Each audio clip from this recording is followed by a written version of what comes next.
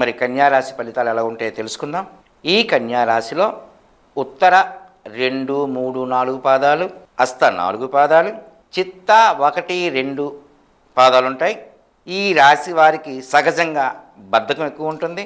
వీరు ఎక్కువగా ఊహల్లో ఉంటారు. అలాగే వీరికి ఎవరి సపోర్టు లేకుండా ఏమీ చెయ్యలేరు.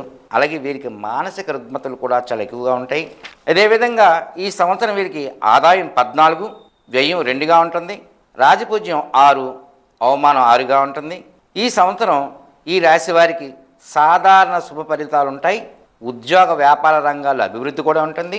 ఆర్థికంగా స్థిరత్వం ఉంటుంది. ఉద్యోగస్తులకు తమ ప్రమోషన్ కోసం ప్రయత్నాలు చేయండి, వచ్చే అవకాశాలు మెండుగా ఉన్నాయి. విద్యారంగంలో శుభ ఫలితాలు వచ్చే అవకాశం ఉంది. వివాహం కాని వారికి ఈ సంవత్సరం చాలా అనుకూలంగా ఉంటుంది. ప్రయత్నాలు చేయండి. వ్యాపార రంగంలో అభివృద్ధి ఉంటుంది. అలాగే లాభాలు ఎక్కువ వచ్చే అవకాశం కూడా ఉంటుంది.